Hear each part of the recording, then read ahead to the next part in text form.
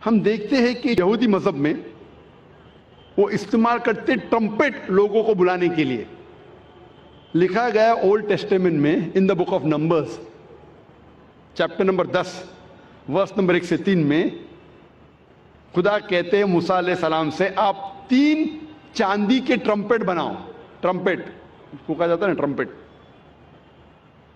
بونگا تو نہیں کہیں گے لیکن ٹرمپٹ انگریزی میں کہتے. ٹرمپٹ کا استعمال کرو لوگوں کو نماز کی طرف بلانے کے لیے. عیسائیت میں استعمال کرتے گھنٹی بجاتے, چرچ بیل, لوگ کو بلانے کے لیے.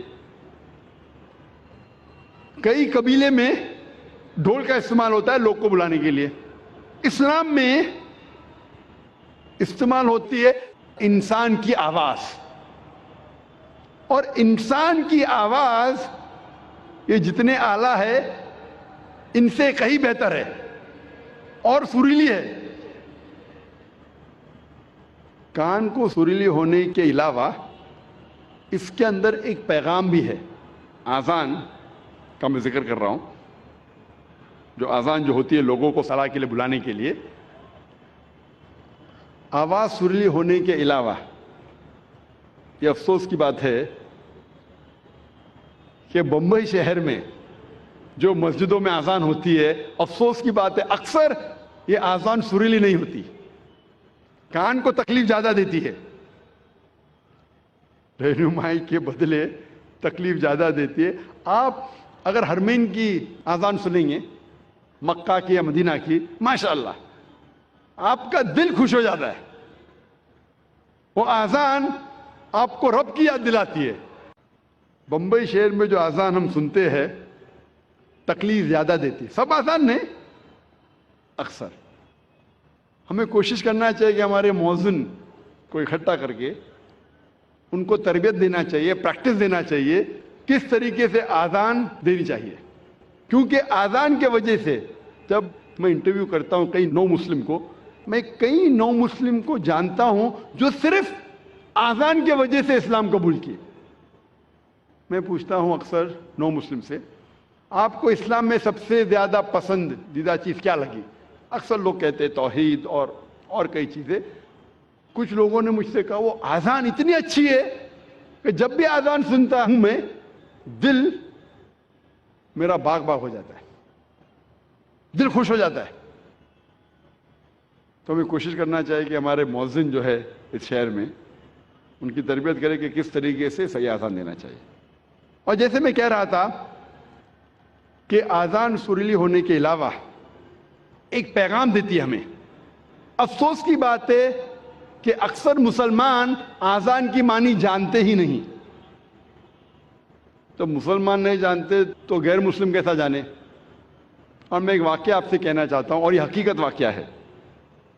تقریباً 10-15 سال پہلے جب میں کیرلا میں گیا تھا تقریر کرنے کے لیے, اور یہ حقیقت ہے, مجھے مہمان خصوصی بنا گیا تھا, اور میرے تقریر کے پہلے ایک غیر مسلم پولیٹیشین کو بلایا تھا.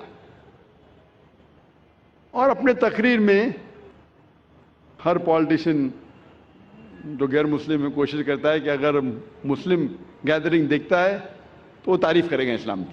تو یہ غیر مسلم پولیٹیشین تعریف کرتے کرتے کہنے لگا کہ ہمارے اس دیش میں جو مسلمان مغل بادشاہ اکبر اتنے مہان کام کیے, اسی لیے مسلمان روز 5 بار اللہ اکبر کر کے اکبر بادشاہ کی تعریف کرتے.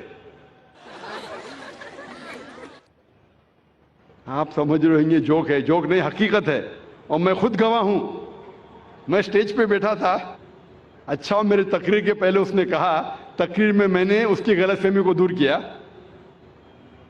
کہ ہم مسلمان جب اللہ اکبر بولتے ہیں تو اکبر بادشاہ کی تعریف نہیں کرتے. اکبر بادشاہ تو موجود بھی نہیں تھا اس وقت, اللہ کے رسول کے ٹائم پہ اکبر بادشاہ کہاں تھے. جب اللہ اکبر کہتے ہیں اس کی یہ معنی ہے کہ اللہ سب سے بڑا ہے, اللہ از دا گریٹسٹ.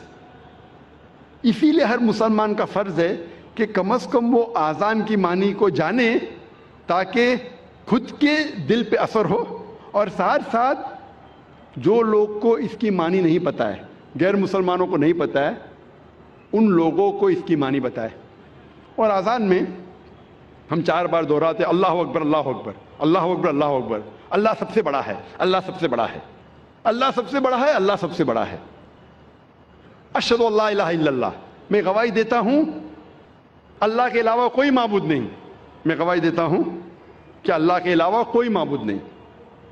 اشہد ان محمد رسول اللہ، میں گواہی دیتا ہوں کہ محمد صلی اللہ علیہ وسلم اللہ سبحانہ تعالیٰ کے رسول ہے، میں گواہی دیتا ہوں کہ محمد صلی اللہ علیہ وسلم اللہ کے رسول ہے۔ حی علی الصلاح، حی علی الصلاح، آؤ صلاح کی طرف، آؤ صلاح کی طرف۔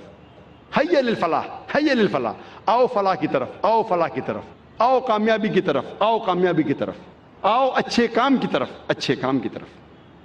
اللہ اکبر اللہ اکبر، اللہ سب سے بڑا ہے، اللہ سب سے بڑا ہے۔ جب ہم آذان کی معنی کو جانیں گے پھر ہمارے دل پہ آذان کا اثر اور گہرا پڑے گا۔ صرف عربی نہیں جاننے کے باوجود پڑھتا ہے الحمدللہ ثم الحمدللہ، لیکن اگر اس کی معنی جانے تو انشاءاللہ یہ اور گہرا اثر کرے گا آپ کے دل پر اور آپ کے دماغ پر۔ اللہ تعالیٰ فرماتے سورہ جمعہ میں، سورہ نمبر 62 آیت نمبر 9 میں، کہ جب آپ جمعہ کی اذان سنتے ہیں تو فوراً جمعہ کی نماز پڑھنے کی طرف جائیے، جماعت کی طرف جائیے۔